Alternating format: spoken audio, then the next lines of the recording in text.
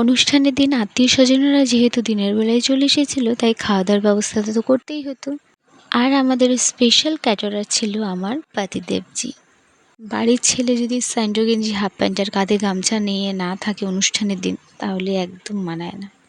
আর মেয়েরা থাকবে সেজেগুজে টিপটপ হয়ে একদম পাটের বিবি হয়ে। যাই হোক, মেহেন্দিটা আমার ননদিনী আগের দিন পরে দিয়েছিল খুব সুন্দর করে। আর এই হচ্ছে আমার রাজকন্যা, যার এখন ফটোশ্যুট চলছে দিনের। একে একে দাদু, মামা, মাসি, পিসি সকলের সাথে ফটোশ্যুট হয়ে গেছে। দিনের বেলা যেহেতু বাড়িতে লোকজন কম ছিল, তাই খুব একটা বিরক্ত করেনি। তবে সন্ধ্যা থেকে মানুষজন আসা শুরু করেছে, আর তখন থেকেই নিত্য নতুন ফেস দেখে আমার মেয়ে তো বীভৎস কান্না, চেঁচামেচি, কিছুতেই থামানো যায় না।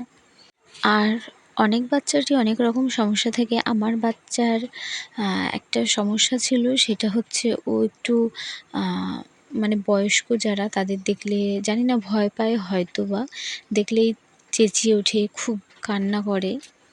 তো অনুষ্ঠান বাড়ি যেহেতু বিভিন্ন রকমের লোক আসে, তো এক এক সময় এক এক রকম ফেস দেখেও কেঁদে কেঁদে উঠছিল। আর এই যে আমি আর আমার মেয়ে একটু ফটোশ্যুট করছিলাম, আর আমাদের ক্যামেরার পেছনে আছে আমার সুন্দর মিষ্টি দিদি, আর এই যে আমার দুই কিউট কিউট ননদিনী। এইগুলোই ইন ফিউচার একদিন স্মৃতি হিসেবে রয়ে যাবে। কোনো এক সময় আমাদের ছেলে মেয়েদেরও এরকম অন্নপ্রাশন হবে, তাদের নাতি নাতনি বা তাদের ছেলে মেয়ে, তখন এইগুলো দেখব, কত ভালো লাগবে। পুরানো সেই দিনের কথা বলবে কি। Ignore it. আমি ভুলভাল লিরিক্সে গান করি।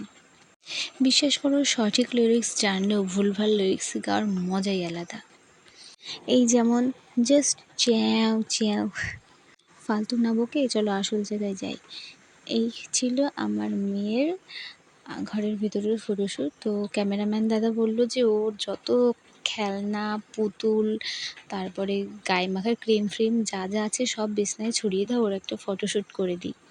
তো যা যা ছিল সব বিছানায় ফেলে দিয়েছে, আর ওকে হাসানোর জন্য, ক্যামেরার দিকে তাকানোর জন্য সবার যে কত কাঠখড় পোড়াতে হয়েছে।